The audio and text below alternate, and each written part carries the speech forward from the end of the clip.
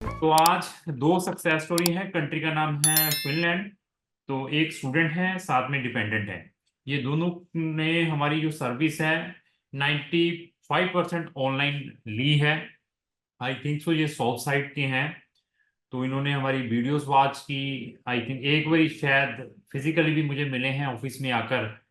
तो आने के बाद केस एनालाइज किया, फिर इन्होंने अपना केस हमारे थ्रू प्रोसेस करवाया है। तो इनकी प्रोफाइल कैसी थी उसके बारे में डिस्कस करेंगे, इनका एक्सपीरियंस हमारे साथ कैसा रहा उसके बारे में डिस्कस करेंगे। तो इनके जो ड्रीम्स हैं, ये क्या सोचते हैं फिनलैंड के बारे में, क्या इन्होंने रिसर्च की है, उसके बारे में भी हमारी डिस्कशन रहेगी। और इनका प्रीवियस एक्सपीरियंस अनदर कंसल्टेंटों के साथ अगर इन्होंने कहीं पर सर्विस ली हो तो उसके बारे में भी हमारी ये कंप्लीट डिस्कशन है। तो जिस भी बच्चे ने फिनलैंड में हायर स्टडी के लिए जाना है, सिंगल या स्पाउस या डिपेंडेंट बच्चों के साथ, वो हमारी नंबर ऑफ वीडियोस वॉच कर सकते हैं, study in Finland as well as success stories in Finland. तो दो प्ले लिस्टें हैं, उन दोनों प्ले लिस्टों का लिंक मैंने अपने डिस्क्रिप्शन बॉक्स में लगाया है। तो सबसे पहले मैं आप दोनों का स्वागत करता हूं इस जूम मीटिंग में। मेरी तरफ से आप दोनों को नमन है, नमस्कार है।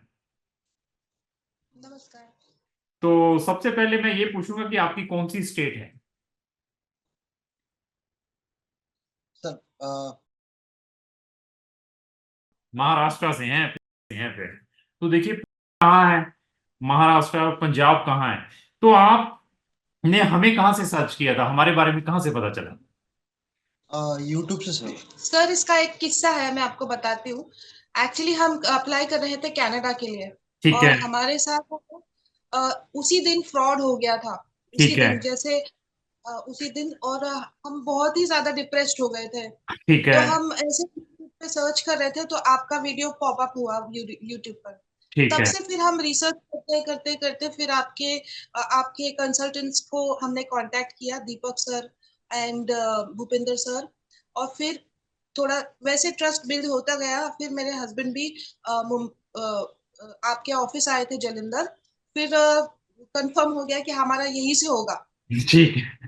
तो आपने जब देखिए, आप दोनों एजुकेटेड तो है ना, इसमें तो कोई दो राय नहीं है। जी बोथ आर एजुकेटेड। जी मैं ये बताता हूं कि इवन एजुकेटेड होने के बावजूद भी इस मार्केट के अंदर बहुत बड़ा स्कैम रहता है। जो इनोसेंट क्लाइंट्स रहते हैं जिनको अवेयरनेस नहीं है। मेरे पास ऐसे लोग हैं जो ब्यूरोक्रेट्स हैं, जो बड़े बड़े ऑर्गेनाइजेशंस में जॉब्स कर रहे हैं। ब्यूरोक्रेट्स मींस पॉलिटिशियंस भी हैं, इवन अच्छी अच्छी प्रोफाइल पे हैं, कोई मैनेजर है, कोई प्रिंसिपल है। उनके साथ भी इस इंडस्ट्री में लोगों के साथ स्कैम हुआ है। तो उनके साथ जब स्कैम होता है तो they can't make the complaint with any authority. वो ऐसी चीजें वो अपने लेके चलते हैं कि हमारी बेइज्जती होगी, हम क्या करें यार, अभी हमने रिसर्च नहीं की, हम भी मोटिवेशंस में आ गए। क्योंकि दे आर द लेमैन, उनको मालूम नहीं है जब उन्होंने अप्लाई करना है। तो सॉरी, तो ऐसा है कि मैं सबको यही अवेयरनेस देता हूं कि जब भी किसी भी कंसल्टेंट को हायर करना है तो सबसे पहले उस कंट्री की रिसर्च करें, उसकी नंबर ऑफ वीडियोस वॉच करें, डिफरेंट कंसल्टेंटों की वीडियोस वॉच करें, there after take the decision. Even जिस कंसल्टेंट को आप केस दे भी रहे हैं उसकी भी स्टैंडिंग चेक करें, उसको क्या नॉलेज है जिस कंट्री में आप अपना केस देने के लिए जा रहे हैं। आपके फ्रेंड ने रिकमेंड कर दिया, आपका दोस्त है, आपका रिश्तेदार है, जब उसको केस दे दो या उसको केस दे दो, उसमें 90% लोगों के साथ स्कैम्स होते हैं। तो ऐसा भी कोई रेफरेंस मिलता है तो उसको क्रॉस चेक अपने लेवल पर करना बहुत इंपॉर्टेंट है। तो उस टाइम जब आपके साथ ये हैपनिंग हुई कनाडा की, तो कितने पैसे खराब किए? तकरीबन 1.5 लाख गए थे हमारे। फिर वापस आया?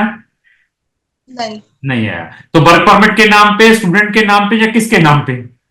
वर्क परमिट के नाम पर। वर्क। तो वर्क परमिट के नाम पे आप अकेले नहीं है। मेरे पास, यू कांट बिलीव, डेली 4 से 5 कंप्लेंट्स हैं daily. Every person victim about these things.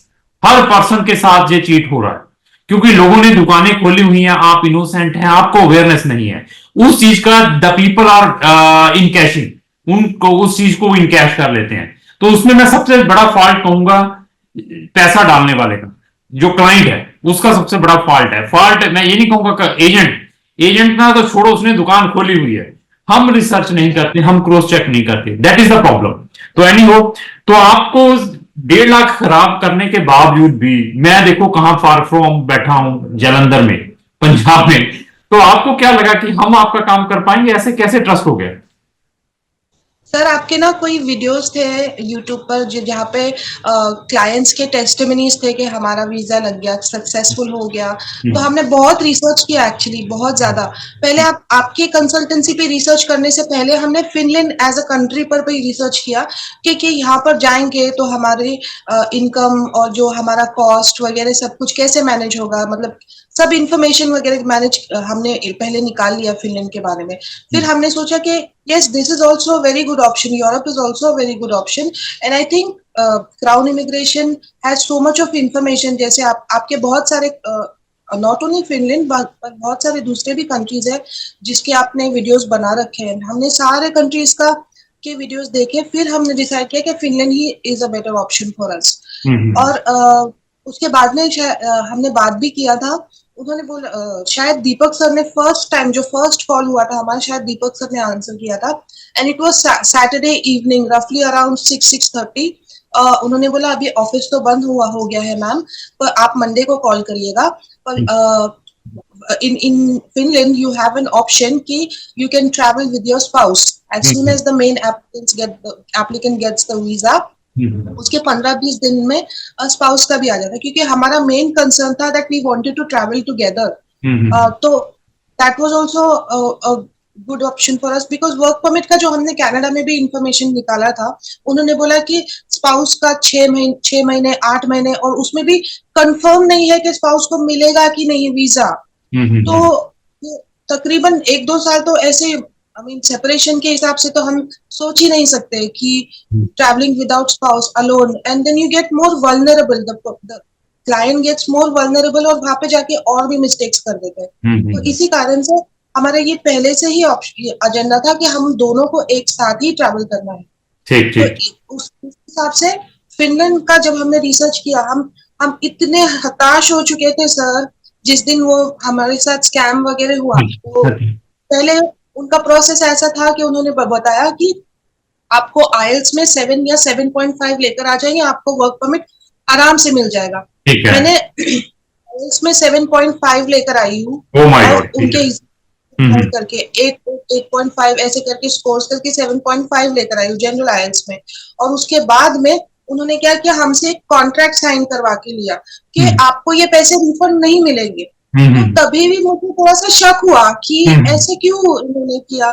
तो और उसके बरक्स जब हमने आपको अप्रोच किया, आपने खाली एक इंफॉर्मेशन दिया कि आपका ये कॉस्ट है, ये कॉस्ट, आपने ना ही हमसे कोई कॉन्ट्रैक्ट साइन करा के लिया ना कुछ। तो उसमें एक ट्रस्ट फैक्टर आ जाता है सर कि यू नो ये पहले हमारा काम करेंगे, फिर जो भी हमारा फीस वगैरह जो कॉलेज का है वो पे करना है। तो उसमें एक ट्रस्ट फैक्टर बिल्ड हो जाता है। तो हमें तभी लग गया कि आप जेन्युइन हो, और इसीलिए हमने फिर क्राउन इमिग्रेशन से सर आप बिलीव नहीं करोगे, हमारे बहुत सारे भी फ्रेंड्स अलग है जो दूसरे कंपनीज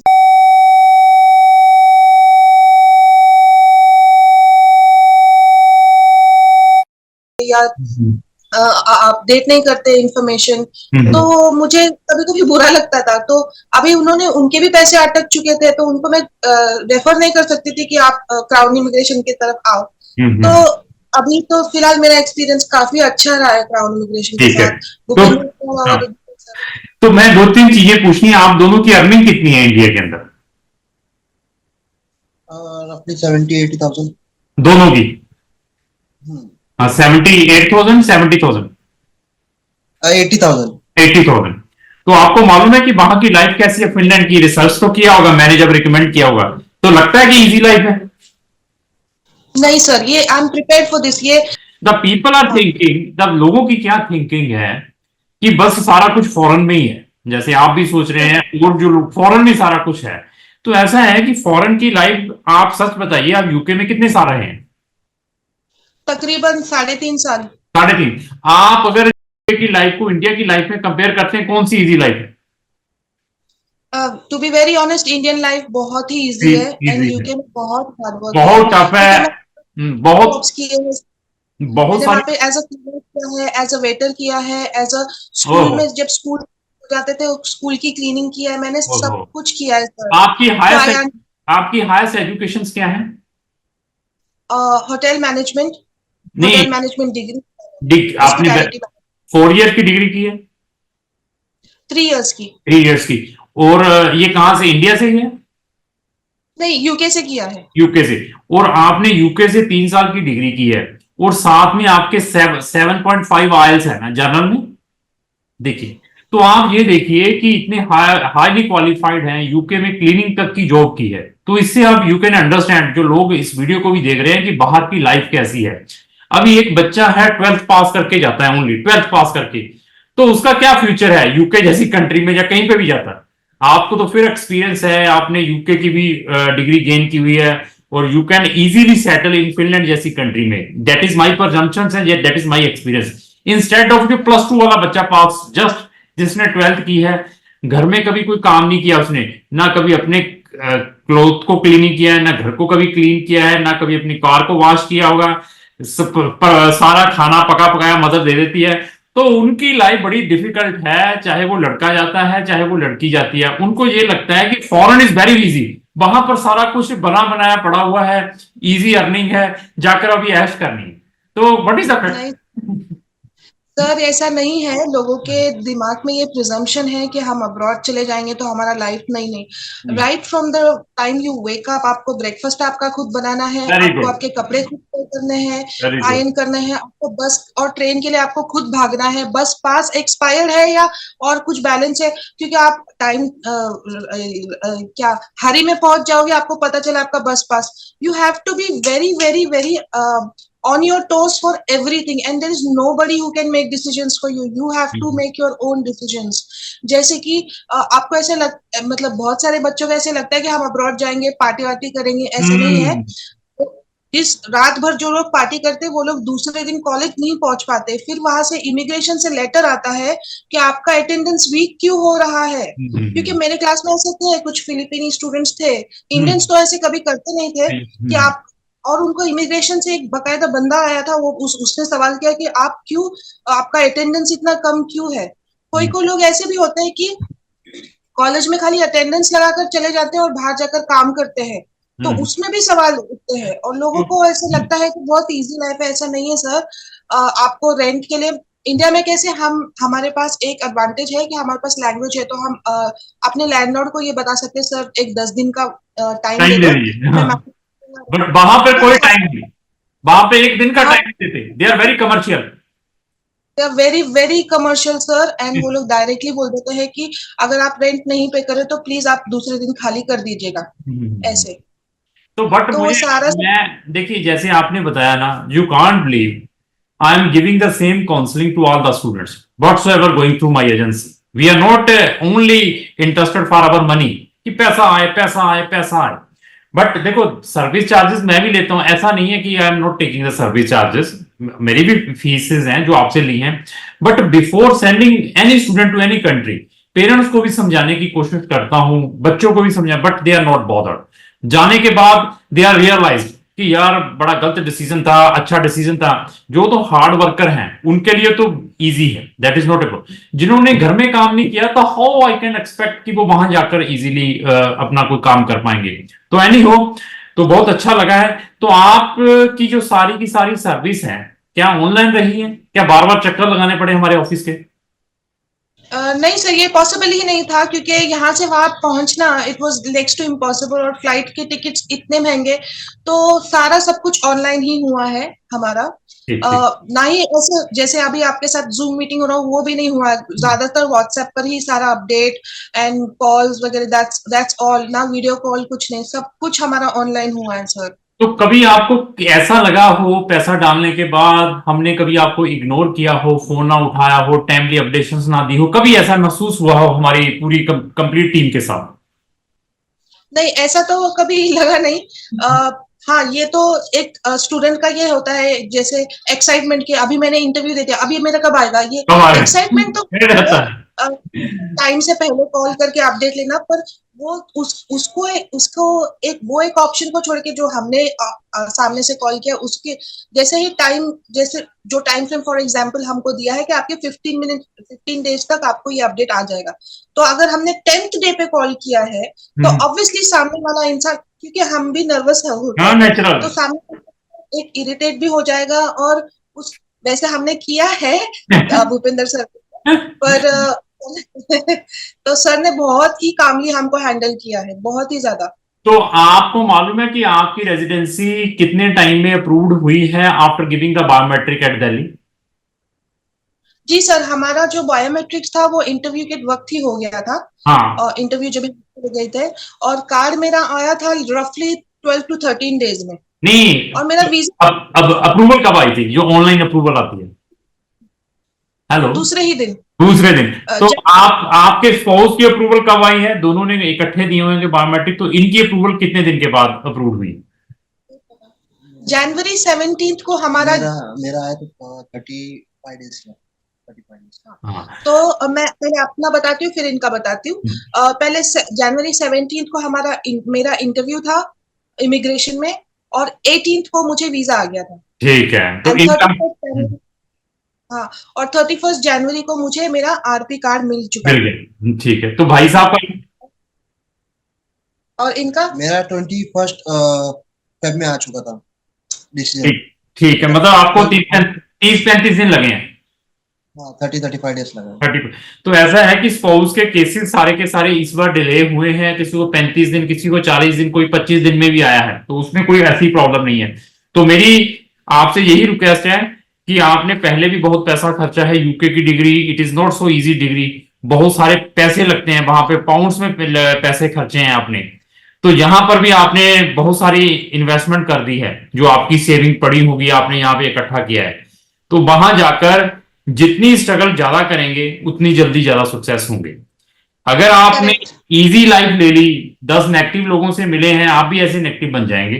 तो वहां पर नंबर ऑफ स्टूडेंट जाते हैं, आपने अपना क्या परफॉर्म करना है, that is much important then another, क्योंकि ना तो सामने वाले ने आपको कुछ देना है, ना उस वाले ने देना है।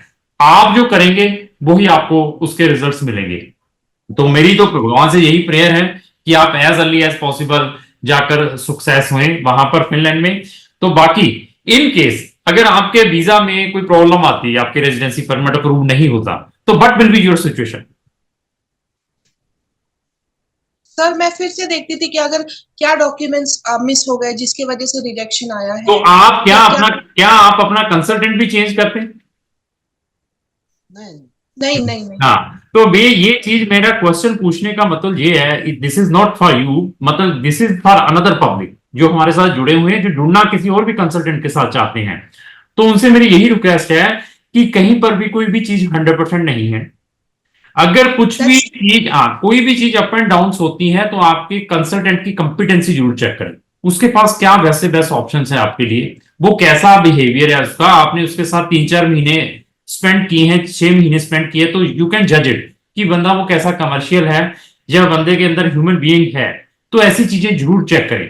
तो मैं यही पब्लिक को भी समझाना चाहता हूं कि एवरीवेयर, देखो आप यूके में पढ़ के वापस भी आए हैं, एक ऐसे केसेस में एक यूके जा नहीं पा रहे हैं जो डेस्परेट है यूके जाने के लिए, एक यूके में ऑलरेडी पहुंच चुके हैं, वो दूसरे दिन वापस आ जाते हैं। तो डिफरेंट सिचुएशन है एवरीवेयर। तो आज की डेट में यूके धड़ाधड़ लोगों को वीजा दे रहा है, वहां पे कोई चीज है नहीं है, धड़ाधड़ वापस भी आ रहे हैं वहां पर।